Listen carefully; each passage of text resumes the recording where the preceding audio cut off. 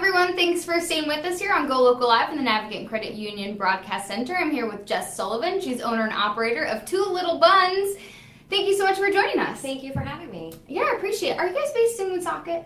We are. Yep. Okay, I actually perfect. rent time at an existing kitchen. And Okay. work out of there. I Perfect. don't have a storefront though. Yeah, that's great. So I just wanted to make sure because I was checking the address and saw that on your Facebook page. So based out of Woonsocket, and you are a gluten-free and dairy-free bakery based in Woonsocket. So let's talk, and so much to talk about here because you guys' products are fantastic and you have so much going on lately, hosting pop-ups. You've been all over the place. It's awesome. So we wanted to get you on and talk just a little bit about your background, your mission, and all kinds of cool stuff. So talk to me just a little bit about how you got started in going gluten-free and dairy-free.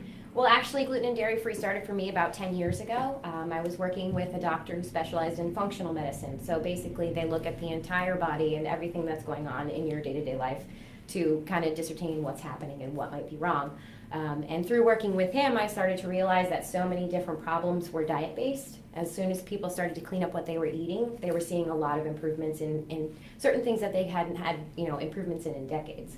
And it was around that time that I started having a lot of different health problems that I didn't normally associate with what you would think when you're eating the wrong type of food. I was getting migraines, I had extreme fatigue, and I'm somebody who normally just never stops moving. You just power through yeah, it. Exactly. So I suddenly felt like I was 90 and I was like, there's definitely something wrong. And that through that doctor, I learned that I need to avoid eating gluten and dairy. And once I started doing that, it was like I came back to life. So wow. Yeah. That's so good for you. So what did it all start as a personal choice and then you decided to go forward with the business? Yes, exactly. So about 10 years of being gluten and dairy free, and the first few years I really tried to find decent products out there, and especially 10 years ago, even further back, it was not a good scene. So a lot of cardboard, a lot of just not really good stuff. So I kind of gave up on bread for a while, but that was one of my favorite foods ever. So I kind of was in a position through a bunch of other off the beaten path things I do. I actually used to live in a tiny house, so that's another part of my environmental love history. But through that, I actually got the courage to start the business, and I was like, you know what, I really want to bring a decent gluten-free, dairy-free bread to the market, and I know I can do it. And it took me a couple years to perfect my recipe, but the most common thing that people say is, I never would have known this was gluten-free if you hadn't said so. Awesome. Yeah. Well, and as someone who is minimal gluten intake and someone who does not eat dairy, and I know Kate back there, we're both chomping at the bit to chomp on your food, who doesn't eat gluten at all. The progress of gluten-free products has come a long way. And speaking from someone who does not, being able to find no gluten and no dairy in products it's almost impossible. Yeah, that combination is tough. So I knew that would be something special. So just being able to make that decision going into a business, has it been hard to make business decisions based on that choices? And have you been able to grow yourself as a business? Because it has to be kind of tough to be able to work in a kitchen and be able to provide that. Yes. I mean, it has to be hard. Baking is a lot of work, and I'm actually usually a one-person team. I do have a couple of friends that help me on occasion, but I am baking at night, and then I'm usually the person standing at the table the next day, too. So there's a lot of time that goes into it, but I really love what I've put together so far. And in the beginning, I knew that I just needed to get some solid recipes down. That was my number one thing before really getting out in front of the public. And once I felt like I had some really strong recipes, and I gave it all to friends and family and told everyone, give me your feedback. Be honest here. Yes, exactly. And I had a lot of folks who are gluten lovers, and they're like, you know what, this is really good. You're doing a great job. So I was really excited based on that feedback, and since then it's been kind of don't look back, Awesome. So everything that I do, I have some really basic interchanges of what, how to make something dairy-free or gluten-free, and I've been able to translate a lot of my favorite childhood recipes, which are doing really well. That's great. And what do you think the market is like for these kind of products here in Rhode Island? We have such a foodie type it's really beginning to develop industry. Yeah, so do you think that there's more or less of a demand for gluten and dairy-free products, or do you think that people are not really interested in that? I think there's absolutely a growing demand for gluten and dairy-free products, and especially vegan products too. I'm learning that a lot of folks are going that route as well. I think it's just a matter of time before a lot more people start realizing that if you switch over, whether you have the genuine issues or not, you just feel better. I know a lot of folks, especially elite athletes, who choose not to eat gluten or dairy because they perform better. So, I mean, there's just a lot of basic benefits to going that route. And I meet new customers every time I'm at the market. So there's always somebody who's like, oh, I've been looking for this. And there I am. So awesome. And so let's talk a little bit about what you're doing to continue to grow, because you've established that, you've rocked out on that, but you're continuing to move forward in your mission, going for vegan, and you're also moving toward you've set up using mostly organic products and mostly non-GMO products, but you're also moving towards getting to 100% organic and 100% non-GMO. That's correct. Yes. So talk to me a little bit about that mission and what it takes to do that for your business. So being organic, or at the very least non-GMO, is a very important part of my mission because, like I said, a lot of what I do is motivated by a love and respect for the environment. And I think that one of the easiest ways to show that is to go for things that were made the way nature intended. So I wanted to, from the get-go, be organic and non-GMO, and that was definitely something that attracted a lot of people at first who didn't really know, anything else about me. They said, oh, at least she's using mostly organic ingredients, and so they were willing to give me a try just for that specific reason. So it's definitely been beneficial.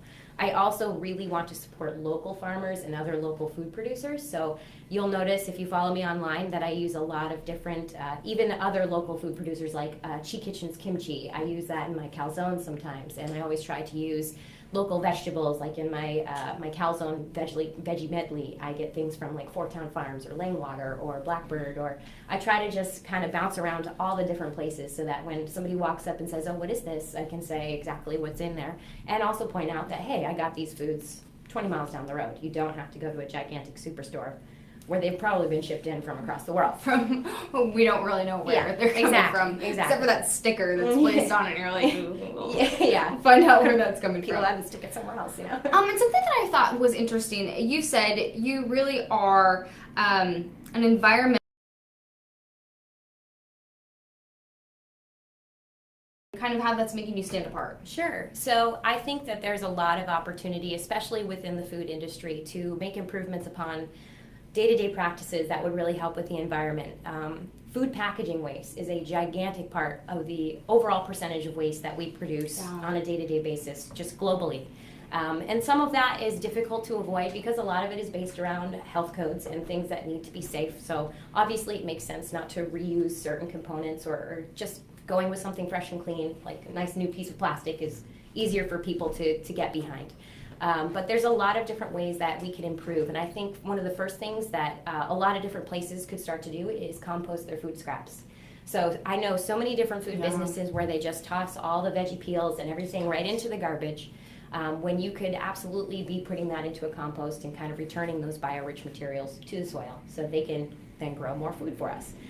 So I always strive to keep all of my different food scraps, and I have a good relationship with Stonehenge Farm in Pasco, RI, and I head out there every other week or so, and I have a bunch of leftover foods for the goats and also a bunch of scraps to add to the compost. So I'm always visiting, I'm always giving the goodies to the farm animals. They see my car and they start to lose it. So. Oh yeah, they know you? Yeah, absolutely. They know it's you coming. Yes, yeah. And the goats definitely love like muffins and cookies the most. So it's really funny to watch them eat it all. So do you have like a relationship with them where you provide like you're composting there and they are giving you, like 20% off whatever? Or I mean, she trades with me for certain things, but actually she was the place where I stayed when I had the tiny house. So we kind of have like a really good relationship and don't really need to exchange anything. And I just love being up there. So any excuse for me to go visit the agent. To go visit. Go visit, yeah. I mean, and that's really interesting and I think unique, but do you think as we move forward,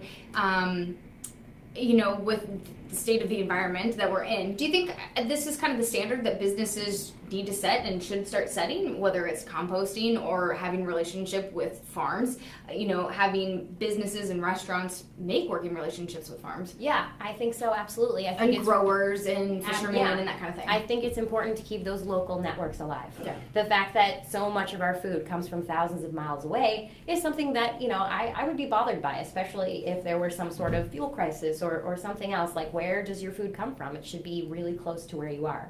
So I think that if you support those local farms and those local food producers, that's a way of securing that that becomes a part of day-to-day in the future. And we've had so many, we've kind of talked about that a lot here on Go Local Live, having local businesses come in, because there really is such a food community in here, and just talking about ways to be sustainable and talk about ways to do that. But is it sustainable in a business model? And that's kind of what I was curious to you about, is how do you support your beliefs and try to do that while maintaining a business? Definitely a juggling act. So, I mean, there's some days where I just have to make a decision and draw the line and be okay with whatever I needed to do that day. I make a really big effort not to use any plastic, so plastic bags or anything, so that's why you'll see if you come to my markets that I have all paper bags. Yep. These are adorable. All paper, non-bleached paper, by the way, as much recycled materials as possible. I try to use all my items are from the thrift store, my display items like the cases and the jars and things like that. So I'm a big proponent of reuse. Awesome. And recycle, reduce, all those things. So being able to just really promote that even in a non-direct way, I think is really important. And again, keeping your types of packaging, even that is just a basic choice that sometimes can be a little more expensive, but at the same time I also have to think about why I'm doing this to begin with. So I want to, stay as true as I can without, going under, and hopefully I can do that. and hopefully you can do that too. Tell us a little bit about what you brought today. Sure. I brought my Crunchers. So these are my line of snack crackers, and these are definitely one of the most popular products I have.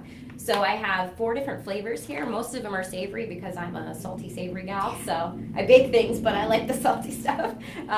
So this is a cheesy cruncher. This is a pizza cruncher, cocoa, and then the latest one is my everything stick. So kind of like the topping on an everything bagel, except now it's in like a little bit of a pretzel stick type thing. And all of these crackers are gluten-free, dairy-free, vegan, soy-free, nut-free. So there's a lot of frees in there. So I'm really trying to make this work for a number of different people out in the marketplace. Well, and what's interesting about that too is that when you go and you find you like the savory and you like the salty and that kind of thing, is when you go to a store and you try to find these kind of products, is that a lot of them will have milk in them. Mm-hmm. And so whenever I go to try to find crackers that have different flavors and stuff, they all have milk in them. So you can't find it. Or they have soy, and I try to avoid soy as well. Yes. So even when you try to find certain kind of products, you're like, I can't eat that. So I'll have another rice cake. One or the other. Yeah, exactly. Yep. So I'm trying to find those products. So was that kind of a mission for you? You want to make sure you had like the good, strong flavor profile without having them in there? Absolutely, yeah. And one of the biggest friends of someone who loves cheese and is trying to walk away from it is nutritional yeast. So the base for my cheesy crunchers is nutritional yeast, which just naturally tastes cheesy. Has kind of that cheesy flavor to it, not related to dairy at all. And a lot of folks who bite into these say, "Oh my gosh, this is like better than a Cheez-It." Are you sure? Are you sure it doesn't have cheese on it? Yeah. That's what I get sometimes, a double take. And I'm like, no, that's nutritional yeast for you. Play with it. It's delicious. Yeast. Yeah. And so you're doing, you don't have a storefront, but you do pop-ups. So you are at different farmers markets. And tell us a little bit about, you recently collaborated over at our friends at Like No Other. Yes. And that you sold out like that. Tell us a little bit about, because you don't just do the crunchies, you make different kinds of products. Tell us a little bit about that. Sure. So the pop-ups are special. I do farmers markets on a regular basis, but the pop-ups will be, just pay attention. I might have one. You never know. And the pop-ups are more meals than they are the bakery goods. Yeah. So at farmers markets, you can expect to see me with breads, muffins, cookies, crackers. But at any given pop-up, I'm going to do some sort of like either meal or lunch or dinner item. Most recently, I did beanball subs. I did FLTs, so fake and lettuce tomato. I used RI Mushroom Company's trumpet mushrooms. So I'm really trying to tie everybody in there and show people what's around, what's available. And I also did shepherd's pie. So that's cool. And all of them, again, gluten-free, dairy-free, vegan, soy-free. So it's really, I'm really trying to provide something for a lot of different people. And with the pop-ups, I'm able to kind of explore and expand what I do. And I know that people are going crazy for the beanball subs, so those might have to come back into the rotation somehow. They might have to come back. What are your goals, just as we move forward with the couple minutes we have left? What are your goals as you move forward? Because it seems like it's been such a success, at least on the consumer front. People are craving this kind of things. As you move forward, what are some of your goals? I need to decide what I want to do with this whole thing. So I don't know if I want to be someone, I'm still going back and forth on whether I want to open my own shop and be available, you know, with all of the different items that you've seen at markets and pop-ups, or if I want to become more of a background player and supply to other restaurants. I do really like the idea of being with a network of restaurants that, again, support local because they're seeking out someone like me to provide those goods. And it also gives me a little bit more time. So if I'm not baking and then standing there selling it, you know, so I still have to decide, do I want to be behind the curtain or in front of it? And I'm hoping by the end of the summer I'll have an answer. You'll have an answer. Yeah. Good. Well, hopefully you'll let us know. What's feedback been like for you? Really, really great, especially with the pop-ups and things. Like, there's just been enormous amounts of people showing up, like in droves, especially since I started to be more vocal about bringing all of my products to vegan as well. Yeah, exactly. So are you looking to make everything vegan moving forward? Yes, so I made a commitment at the beginning of 2017 that I was going to transition all of my products to vegan, and I personally am going to go vegan too, because it seems kind of silly to have a business that way and not be it yourself. So for me, the environmental factors, I hadn't really heard that aspect up until about a year ago. And then it really hit home with me that, you know, it's less costly from a resource point of view to eat plants, you know, because when you think about our populations are growing, but the planet's not getting any bigger. And the amount of space we have to grow food is not changing either. So if we can just grow a plant and eat that versus growing a plant, then feeding it to another animal, then bringing that, you know, there's just so many other steps that are in between that cost a lot more resources. So going vegan is definitely something that makes sense for the future. I love that. I think we'll leave it at that. Sure. Okay, Jess Sullivan with Two Little Buns. You can find her at different pop-ups. You can find her at different farmers markets, and you can check out our website. I'll have a link as well to find out where you can get these products. So thank you so much for joining us. We'll take a picture and put that up on Facebook.